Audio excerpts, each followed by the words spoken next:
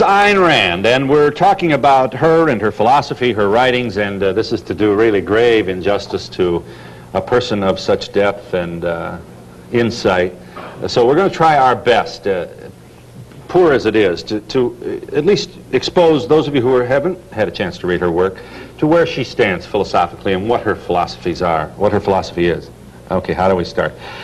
You don't like altruists. I disapprove of them. I regard them as evil.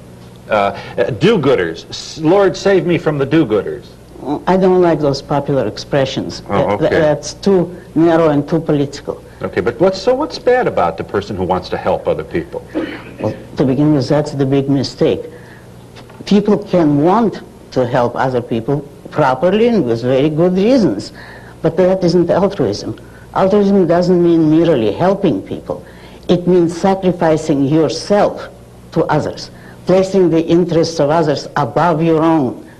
It's the self-sacrificing person who is an altruist. And what's wrong with that? What's wrong with committing suicide? What's wrong with giving up life? And why is the happiness of another person important and good, but not your own? Why are you always the outsider and the sacrificial animal? Mm-hmm. For a good relationship, there should be no victims, no sacrifices. Okay, so that in a relationship, for example, a man and woman, we'll talk about the heterosexual world for a moment. To sacrifice for your loved one is, in many cases, then a misnomer. What you're really doing That's is right. Tell me what you mean. What I mean by sacrifice, and what is generally meant, is to give up some value which is important to you for something else which is a lesser value or a non-value. That's sacrifice. And you don't approve of that. No, I don't.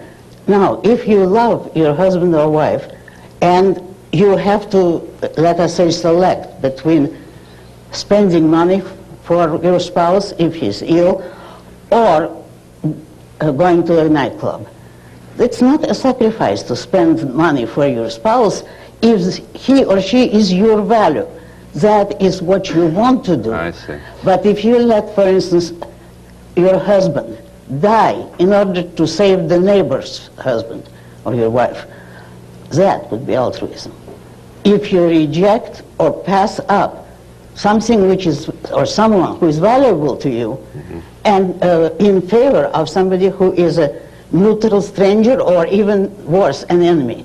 If you sacrifice a friend for an enemy, that's altruism. And the issue there is simply watch the hierarchy of values. If something that is important to you requires a great deal of effort from you, that's not sacrifice. But if you give up your career because you want your competitor or rival to be more successful, that would be a hideous and very evil sacrifice. Mm-hmm. I'm trying to figure out how this applies to everyday, if you don't, if your wife wants you to go to the A&P and you don't want to go, but you sacrifice because it's for the good of the family, is that okay with you? Perfectly okay.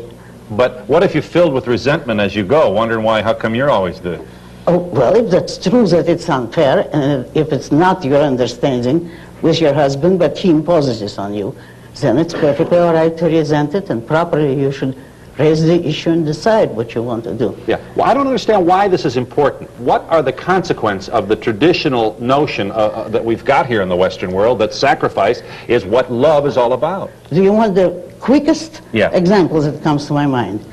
The newest proposals of having special millions spent on subnormal children and on the handicapped, including those so-called kneeling buses. It's the attempt to bring everybody to the level of the handicapped. And if it's merely an issue of a physical handicap like a broken leg, or, which doesn't affect the mind, that would be a little more excusable. So I don't believe that such privileges should be granted to any group. But it includes the mentally retarded, which is the subnormal, the children who are unable to learn, so that at the end of spending thousands or millions of taxpayers' money, you're left with a half-idiot who may learn to read and write, may. On the other hand, there are no special schools, or very, very few, for gifted children. And to pass up the gifted, on whom all our lives depend, if it weren't for intelligent people, well, read Atlas Shrugged, what would happen to us without the better mind, who are able to survive and who carry the weight of everybody else? Yet we don't spend any money on them. We do everything. Well, there's... The applause is for your call for more society energy directed at the accommodation of gifted people. I hope so. Okay, but not government spending. However, so long as you support the ungifted, you owe your first priorities to the gifted. But what in the Ayn Rand civil context would be appropriate societal measures to accommodate the ungifted? Their own parents, and a chance to give their parents to earn money. If, however, their parents are poor and cannot assume it, it's a big, heavy burden, then you can appeal to private charity, as it was always done before welfare statism in this country. You want private charity as well for the gifted? If necessary. They usually, in a free society, they won't need it. They'll make their own way, just so you don't stop them. But private charity cannot be done by means of tax collection, which means by force. Private charity is up to you, and if it's a worthy cause, that is, let's say, a subnormal child who certainly cannot help it, it's perfectly all right to help him, but not at the sacrifice of your own child. You probably like to get rid of HEW then? Oh, certainly. Oh, certainly. Much more than that. I'd like to get rid of. A lot of the government, huh? Everything except the basic duties of the government, which is police, law courts, armed forces. You want less government? All right.